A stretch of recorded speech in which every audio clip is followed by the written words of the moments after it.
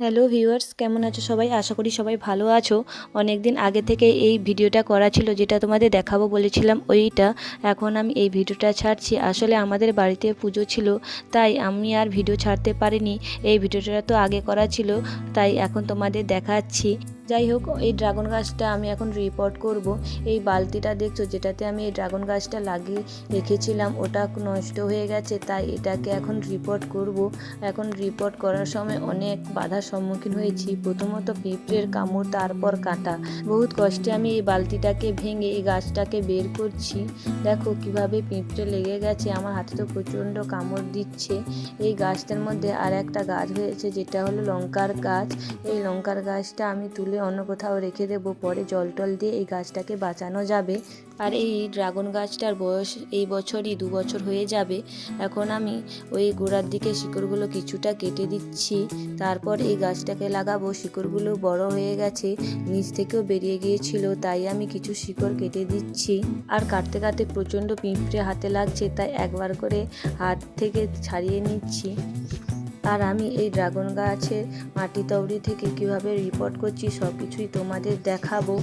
আর এই বছরই আশা করি এই ড্রাগন গাছ থেকে ফুল ও ফল পাবো। দেখা যাক এই বছর কিছু ফুল ও ফল আসে কিনা, কারণ এর বয়স 2 বছর হলো, আর এই সময় ফুল আসার কথা। আর রিপোর্টটাই ফেব্রুয়ারি মাসেই করতে হবে, কারণ এরপরে আর রিপোর্টিং করা যায় না। এরপরে করলে ফুল আর ফল আসবে না, তাই আমি এই সময় এই গাছটা রিপোর্ট করছি। আর তোমাদের কিছু যদি টিপস থাকে অবশ্যই আমাকে বলো, যে কিভাবে এই গাছ থেকে খুব তাড়াতাড়ি ফুল ও ফল পাওয়া যায়। এই গাছ সম্পর্কে অনেক কিছুই আছে যেগুলো আমি জানি না, আর তোমরা সেগুলো বললে আমি সেগুলো করে দেখব, যে এই বছর আমার গাছে তাতে প্রচুর পরিমাণে ফুল ও ফল আসে। আর এই গাছ তো আমি প্রথমবার লাগিয়েছিলাম, তাই এই সম্পর্কে অনেক কিছুই জানি না। যেগুলো তোমরা আমাকে বললে আমি এই গাছে সেটা প্রয়োগ করব, এবং তার থেকে প্রচুর পরিমাণে ফল ফুল পাবো।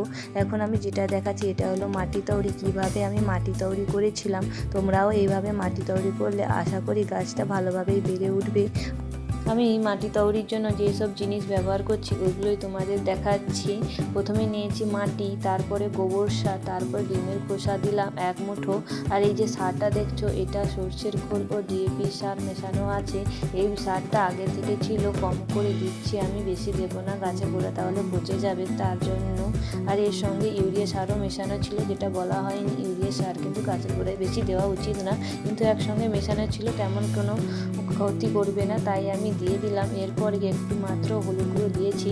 এরপর আমি সব উপাদান ভালোভাবে মিশিয়ে নেব। আমি এক হাতে ভিডিও করছি আর মাটি মেশাচ্ছি, তোমরা কষ্ট করে একটু দেখে নিও। আর কি কি মেশাচ্ছি সেটা আমি স্ক্রিনে সব লিখে দিয়েছি, তোমরা একটু দেখে নিও। এরপর এই গাছটা বসানোর জন্য যেটা ব্যবহার করছি এটা হলো এই জলের ড্রামটা। এটা একটা পুরনো জলের ড্রাম, আর এর নিচে ঠিক আমি এইভাবে খড় দিয়ে দেব।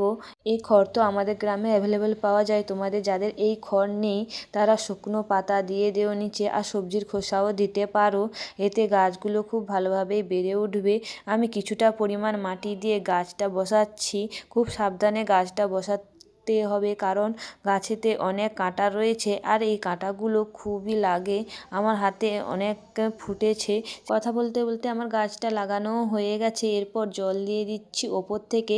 আর এই ড্রামটার নিচে কিন্তু আমি কোনো ফুটো করিনি, তার কারণ হলো এই ড্রামটা যদি ফুটো করি জল তো বেরিয়ে যাবে, তাহলে গ্রীষ্মকালে একটু কষ্ট হবে জল দেওয়ার, কারণ জল দেওয়ার তেমন ব্যবস্থা নেই, আমাকে সিঁড়ি বেয়ে উপরে নিয়ে আসতে হয়।